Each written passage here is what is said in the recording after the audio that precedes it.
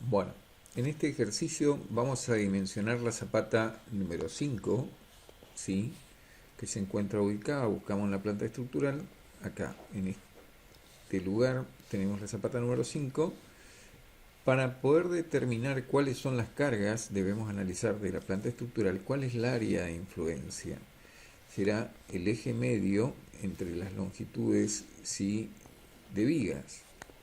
Entonces, como podemos apreciar, de acá hasta acá tendríamos la mitad de 475, sería 2,375. De este lado tendríamos 2,035 y así sucesivamente las áreas de influencia. En este tendríamos 1 metro y acá tendríamos 2 metros. Una vez que determinamos esta área de influencia, a esta área de influencia por entrepiso tenemos que afectar, sí, multiplicar el área de influencia por las cargas permanentes y la sobrecarga que están actuando. Luego mayorar de acuerdo a las reglas de Tursta, ¿sí?, y multiplicar por la cantidad de piso. En el reglamento 101 permite reducir la sobrecarga, pero eso nosotros no haremos ahora, ¿sí? Vamos a considerar el 100% de la sobrecarga. Veremos entonces, pasamos a continuación a analizar las cargas actuantes. Lo otro importante de sacar acá es que la solera de fundación, el nivel se encuentra a 1,66 metros, es el nivel de fundación. Eso es muy importante. Bueno, vamos a determinar entonces para ello el dimensionamiento de una zapata central. Debemos contar con los siguientes datos: la tensión especificada del hormigón, la tensión especificada del acero, ¿sí? Nosotros trabajamos en el sistema MKS, que es más sencillo, la resistencia admisible del suelo, que en este caso es un limo arcilloso, ¿sí?, y los datos, ¿sí?, del análisis de losa, que sabíamos las cargas permanentes que tenemos y la sobrecarga. Entonces, como habíamos determinado el área de influencia, directamente sacamos el área de influencia y multiplicamos por cada uno de los pesos, y aplicando la regla de Turstra para sobrecarga 1,6 es el coeficiente de mayoración de cargas, y 1,2 para cargas permanentes, que es el valor que nos da la mayor carga última. Bueno, y como nuestro edificio tiene 3 pisos, multiplicamos por 3, ya que todos los pisos tienen igual carga. Una vez que determinamos este n último sería, ¿sí?, que es la resistencia, dicho sea de paso, es la resistencia requerida, ¿sí? Bueno, vamos a ver ahora el procedimiento para dimensionar la sección de hormigón. Para analizar la sección de hormigón tenemos que determinar primero de todo, si tenemos un suelo, nosotros tenemos la tensión admisible del suelo acá abajo. Pero al hacer la excavación, ¿sí?, nosotros lo que tendremos que determinar no es la tensión admisible, sino cuál es la tensión, este es un concepto nuevo, cuál es la resistencia efectiva de ese suelo acá abajo. Si yo quito esta parte del suelo que tiene 1,66 metros, obviamente estoy restando esfuerzo de equilibrio en el fondo de la fundación, o sea que tiene menos resistencia. Entonces, y si tuviera un nivel freático que no tenemos ahora, tendría que restar este peso de agua, porque ese peso en algún momento del agua, que aumenta la resistencia admisible, podría ser que esté por debajo de la solera de fundación y disminuye esta resistencia admisible. Y entonces siempre debemos considerar no la resistencia admisible, sino la resistencia efectiva del suelo. Bueno, veremos. Entonces la resistencia efectiva va a ser la tensión admisible menos, ¿sí?, lo que pesa el suelo de la excavación. ¿sí? Como el peso específico del IMU está alrededor de 1800 kilogramos por metro cúbico, la profundidad de la fundación es 1,66 y ahí me queda expresado, si lo expreso en kilogramos por centímetro cuadrado, despejo y me va a quedar que me dejaría con una tensión efectiva de 2,2 kilogramos por centímetro cuadrado. Con esta tensión con esta tensión, ¿sí?, efectiva, vamos a dimensionar la superficie de la placa. Como podemos apreciar, la superficie de la placa, como es cuadrada, vamos a sacar que es la raíz cuadrada de la carga n última, mayoramos por un 10%, por eso multiplicamos por 1,1, que me va a considerar el peso de hormigón de la fundación, que no conozco. Entonces supongo que va a ser un 10%.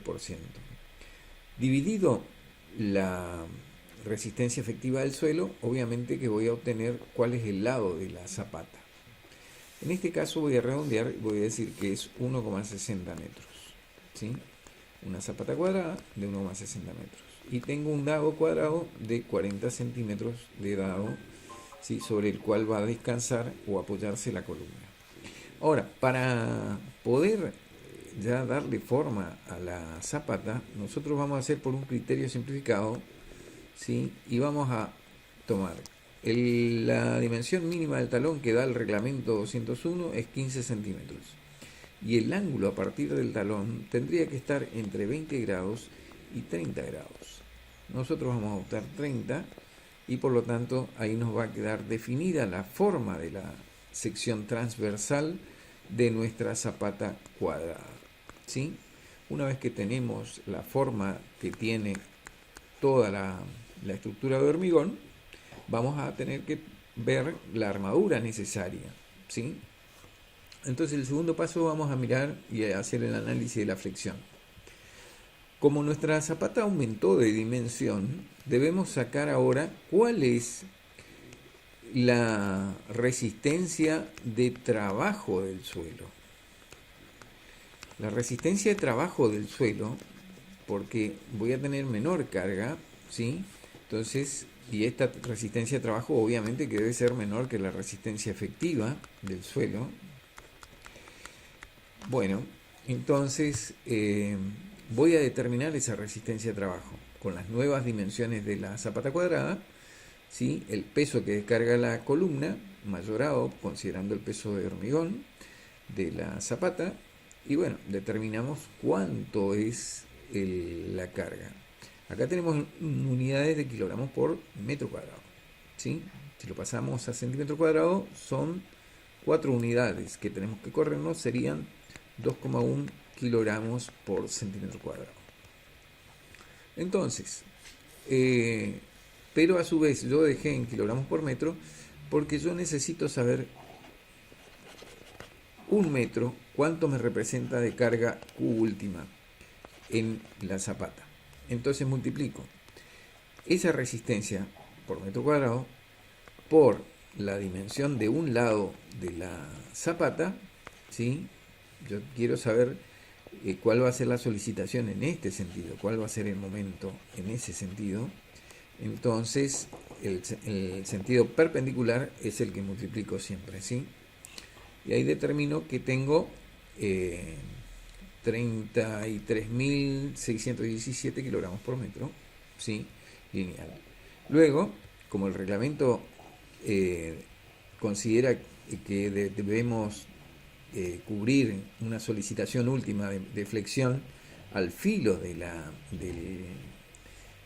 lado del fuste de la columna, ¿sí?, al filo, entonces esto funcionaría como si fuera que tenemos una ménsula, ¿sí?, con una carga distribuida, y esa carga distribuida Q última es la que tenemos acá, ¿sí? Y sabemos que el momento último va a ser igual a Q último por esta luz que tenemos de acá hasta acá, ¿sí?, al cuadrado dividido 2, porque es una ménsula. Entonces, vamos a dimensionar ahora las solicitaciones de flexión, ¿sí? Una vez que tenemos las dimensiones, las solicitaciones, perdón, Eh, las, hacemos la conversión de unidades porque trabajamos siempre en kilogramos y las dimensiones en centímetros. Pasamos todas las unidades. Este sería el factor de reducción del esfuerzo nominal que aportan los materiales. Cuando la rotura es por flexión, ¿sí? Por tracción se considera 0,9, cuando la rotura es por corte 0,75 y para una columna en compresión el factor de reducción de seguridad es 0,65. Este sería 40 centímetros. ¿Por qué 40 centímetros? Porque el lado de la columna yo adopté 40 centímetros. Entonces voy a considerar como si fueran una viga que la zona de compresión, esta zona cuadrada, va a ser la que, y esta dimensión A, ¿sí? Va a ser la que va a resistir la compresión, ¿sí? De la fundación, cuando hago el corte transversal. ¿Sí? Y todavía me faltaría considerar esto, pero es del lado de la seguridad, vamos a considerar. Entonces, ¿y este de dónde sale? Sale de considerar esta dimensión, del filo a donde se encuentra la armadura. Sabemos que el recubrimiento que le vamos a dar ronda alrededor de los 5 centímetros. Entonces, la diferencia va a ser 40 centímetros. Una vez que tenemos todos estos valores, determinamos el factor de proporcionalidad Ka con este valor determinado, igual que en losa, ¿se acuerdan? Una vez que determinaron, lo comparan con los factores de proporcionalidad que me da la resistencia mínima, que es con armadura mínima, y el valor máximo, sí, que puede resistir sin considerar armadura de compresión. Si yo superara este valor, debo colocar armadura de compresión en el área comprimida de hormigón.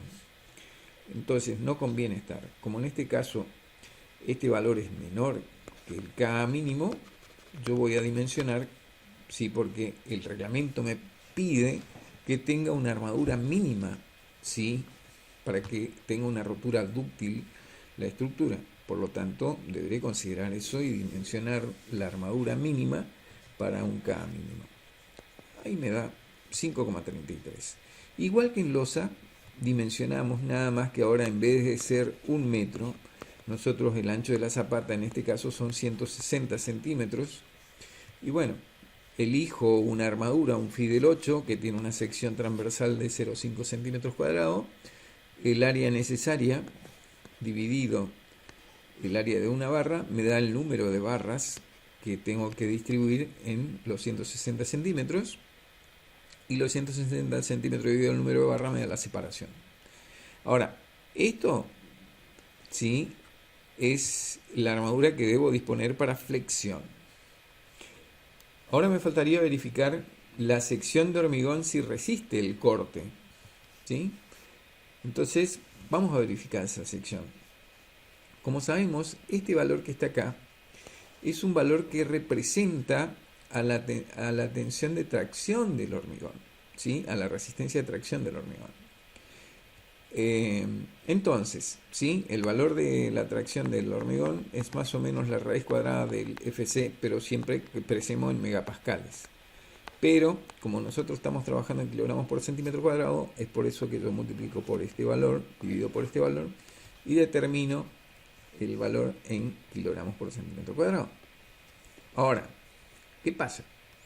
Si debo determinar, como el reglamento pide, que esta es la zona de corte, o sea que yo a 45 grados es la línea de rotura de la zapata cuando actúa un peso, entonces esta área es la que tengo que ver, que esta es la que provoca una fuerza que provoca el corte.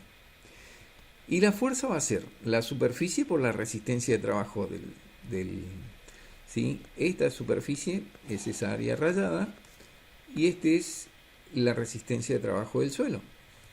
Entonces, esta va a ser la resistencia requerida de corte.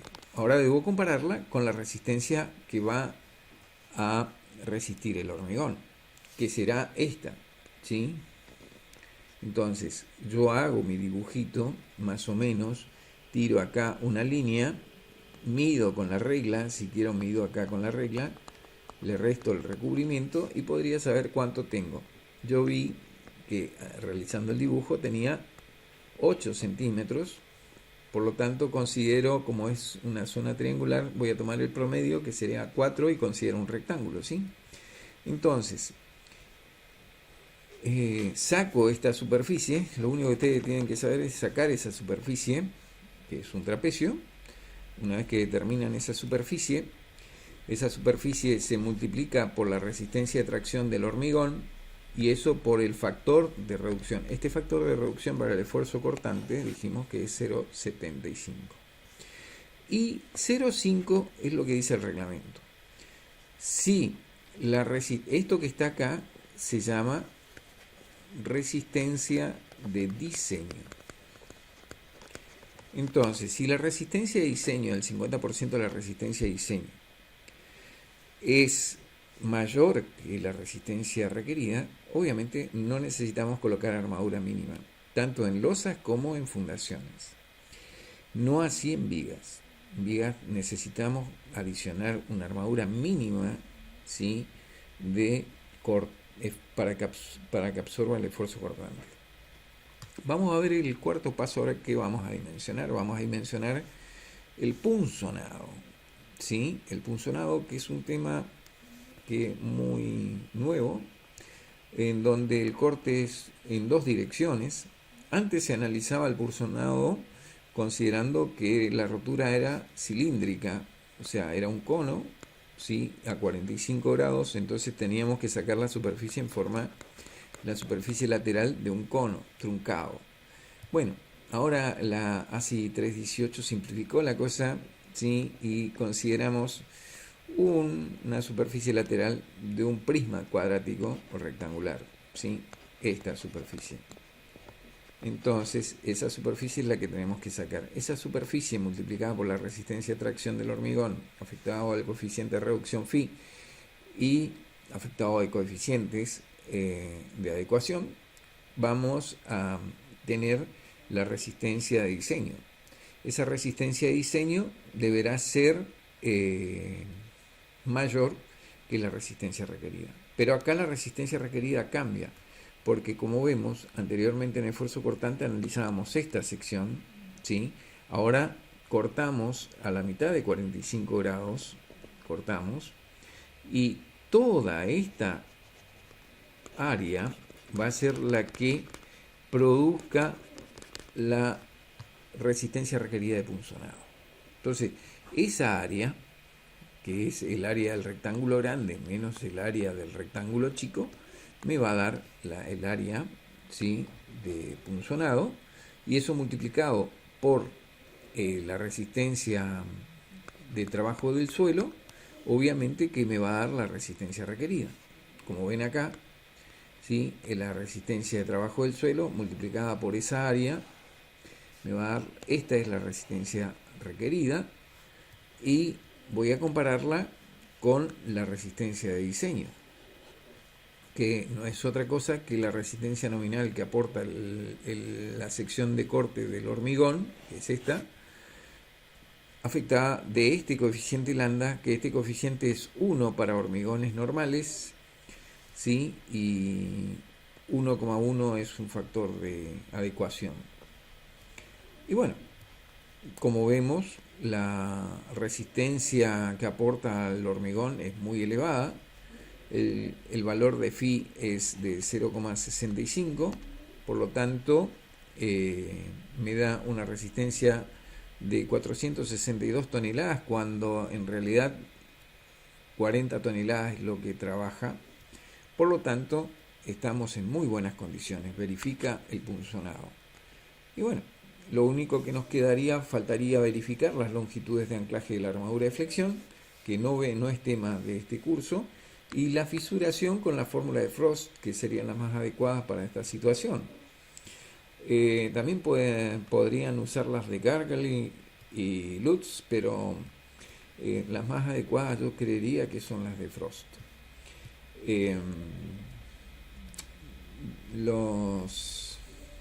Lo que nos está quedando solamente es el esquema de armado. El esquema de armado, en este caso, el detalle de la armadura lo debemos dibujar en planta y en corte, ¿sí? Donde debemos indicar la armadura de la columna, como descansa en la parte superior, ¿sí? Y indicar en planta cuál es la armadura adoptada en flexión, que en este caso nos dio un Fidel 8 separados cada 15 centímetros, en un sentido, y en el sentido perpendicular, en la parte de arriba, obviamente voy a colocar un Fidel 8 cada 15 centímetros. Y debo colocar todas las dimensiones de la sección que tiene la zapata en hormigón. Ahora, lo importante es del detalle, como vieron en la teoría, es realizar la carpeta de limpieza, un hormigón de limpieza, colocar los separadores debajo de la armadura, se levanta, que me dan el recubrimiento de esos separadores, y arriba, por último, colocamos arriba de todo, ¿sí?, las armaduras de la columna, ¿sí? Y como ven, forman como una L, distribuyéndose sobre la armadura de la base de fundación. En este caso, como vieron en la teoría, no tenemos armadura de corte, nos verificó el corte y el punzonado y estamos en buenas condiciones. Bueno, espero que hayan entendido. Cualquier cosa consultan, ¿sí? Vamos acá.